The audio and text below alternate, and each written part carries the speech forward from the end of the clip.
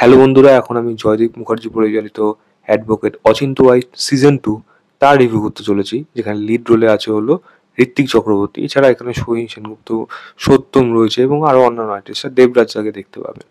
7খানা episode, 20 থেকে 26 মিনিটের duration. কেমন হলো? সিজন 1টা যেরকম মজাদার হয়েছিল, ভালো হয়েছিল, সেখানে টাসেলটা যেরকম জমেছিল শাশ্বত চ্যাটার্জির সাথে, এবং আরেকটা বলে রাখা হচ্ছে শাশ্বত চ্যাটার্জির একটা ছোট্ট ক্যামিও কিন্তু রয়েছে এই কাজটার মধ্যে।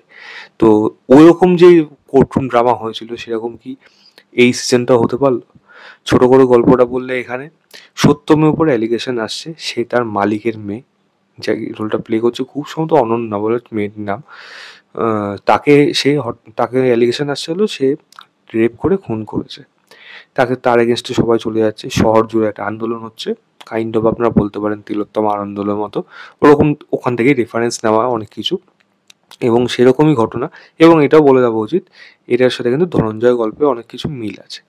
তো তার উপর অ্যালিগেশন আসছে, কিন্তু সত্যম যেহেতু ঋত্বিক চক্রবর্তী এদের দুজনকে চেনে এবং সত্যমের মেয়েকে ঋত্বিক চক্রবর্তী নিজের মেয়ের মতোই ভালোবাসে, তো তাকে কিন্তু সত্যমের হয়ে কেসটা কিন্তু ঋত্বিক চক্রবর্তী লড়ে। ফাঁসি ঘোষণা হওয়া সত্ত্বেও তার কিন্তু মনে হয় কোথাও গিয়ে ইনোসেন্ট এই বাচ্চা মেয়েটি এমন একটা কথা বলে সেটার পরে। তো আলটিমেটলি এই কেসটা লড়ার পর নতুন কি তথ্য উঠে আসে, মেন কালপিট কি সত্যম নিজেই, সত্যম কি কোনো মিথ্যা কথা বলছে, নাকি এর পেছনে অন্য কোনো কারণ আছে? এর থেকে বেশি জানতে হলে আপনাকে 7 এপিসোডে এই সিজনটা আপনাকে দেখতে হবে। এবং কাজটার মধ্যে বেশ কিছু জিনিস আছে যেগুলো কিন্তু ভালো, কিছু জিনিস প্রেডিক্টেবল, আবার কিছু জিনিস এমনও কিছু আছে যেটা কিন্তু অনেক বেশি বেটার করতে পারতো। ভালো জিনিস কি এখানে? পারফরমেন্স দেখুন, ঋত্বিক চক্রবর্তী এই রোলটা আগের সিজনে যেরকম ভালো করেছিল, এই সিজনও কিন্তু সেরকমই করবে। আপনার কিন্তু ভালো লাগবে, মানে এরকম একটা মজাদার উকিল যে একটি বাচ্চা মেয়েকে নিয়ে রাস্তা, ধরুন একটা কমেডি সিন একখানা, বাচ্চা মেয়েকে নিয়ে রাস্তা বেরিয়েছে, কিছু লোক আসলো তাকে থ্রেট দিতে, বাচ্চা মেয়েটাকে বললো তুই পালা এখান থেকে। উল্টে যখন ঋত্বিক চক্রবর্তীকে চ্যাংদোলা করে এরা নিয়ে যাচ্ছে, তখন বাচ্চা মেয়েটাকে গিয়ে ডাকছে তুই আমাকে বাঁচা। মানে এরকম ধরনের উকিল আপনি কোথায় দেখবেন? মানে এটা এত সুন্দরভাবে রোলটা প্লে করে, খুব ভালো লাগবে। তার পারফরমেন্স কিন্তু ভালো লাগবে। তার সাথে তার বাবার সম্পর্ক, তার বউয়ের সম্পর্ক, সেগুলো যেরকম দেখানো হচ্ছে সেগুলো কিন্তু বেশ ভালো লাগবে। বাচ্চা মেয়েটি, ও তারও পার্ট কিন্তু আপনার ভালো লাগবে। আমি যদি সোহিনী সেনগুপ্তর কথা বলি, সোহিনী সেনগুপ্ত পারফরমেন্স এখানে ভালো লাগবে। সাপোর্টিং ক্যারেক্টার যারা রয়েছে, রূপাঞ্জনা হোক বা যারা হোক, তাদের পারফরমেন্স কিন্তু ঠিকঠাক। দেবরাজ কিন্তু এই মানে সিজনটাকে পুরোপুরি ছেয়ে রয়েছে, এবং দেবরাজের জন্য কিন্তু এই সিজনটা বেশি কিন্তু মজাদার হবে, কারণ কমেডির সেন্স তার যা এত ভালো, প্রত্যেকটা জায়গায় আপনার কিন্তু হাসি আসবে। ওই কথা বলার ধরন, ওই এক মানে বডি ল্যাঙ্গুয়েজ, যা যা জিনিস করেছে এখানে, আপনার মুখে কিন্তু হাসি আসবেই আসবে। খুব ভালো তার পারফরমেন্স এখানে। একটা গানের গান অনেকগুলোই মানে বেশ কয়েকটা আছে, তবে আমি বলবো একটা বিশেষ গান আছে মাকে রিলেটেড, দেবরাজা সেটা গেয়েছে, খুব সুন্দর, মানে মন ছুঁয়ে যাবে, মানে থেকে যাবে, এত সুন্দরভাবে গানটা গেয়েছে। এবং যেই জায়গায় আসে তারপরে যে ঘটনাটা ঘটে, প্রচণ্ড ইমোশনাল সেই জায়গাটা কিন্তু করতে পারে, যেটা কিন্তু কাজটার জন্য বেশ ভালো। সাসপেন্স রয়েছে কাজটার মধ্যে, সেটা অনেকটা প্রেডিক্টেবল হওয়া সত্ত্বেও বলবো সেটা প্রেজেন্টেশন যেভাবে করেছে, আপনার কিন্তু দেখতে সেই জিনিসগুলো খারাপ লাগবে না।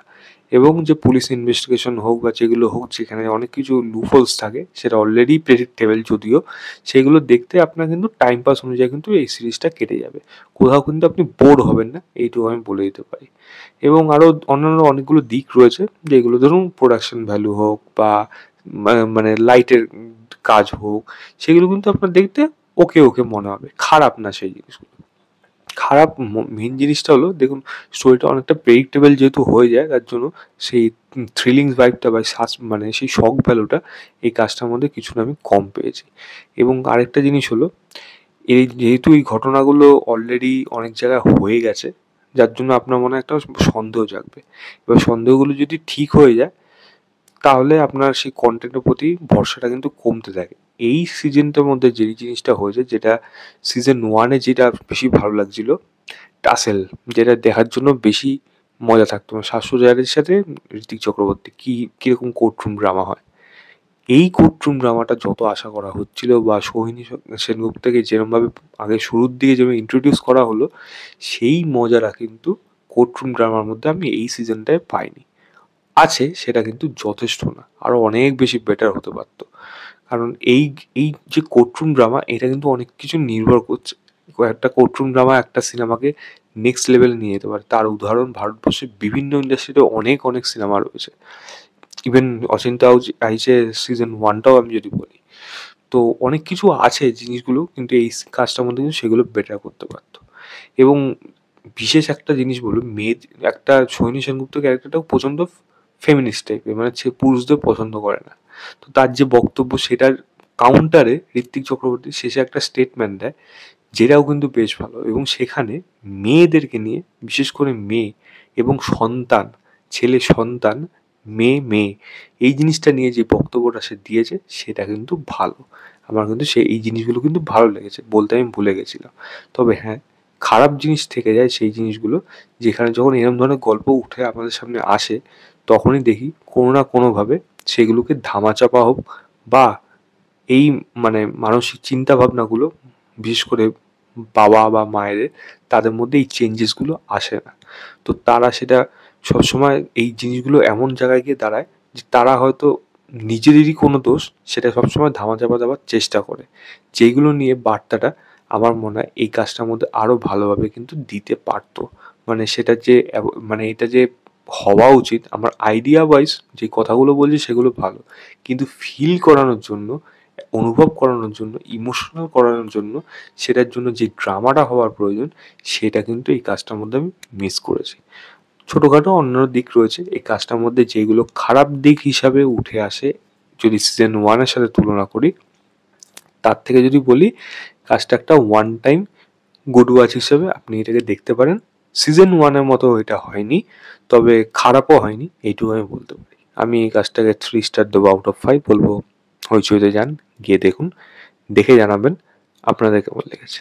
তো এই ছিল আমার overall review advocate Achinta wise season 2 এর। ভিডিওটা ভালো লাগলে লাইক, শেয়ার, চ্যানেলটাকে অবশ্যই সাবস্ক্রাইব করুন।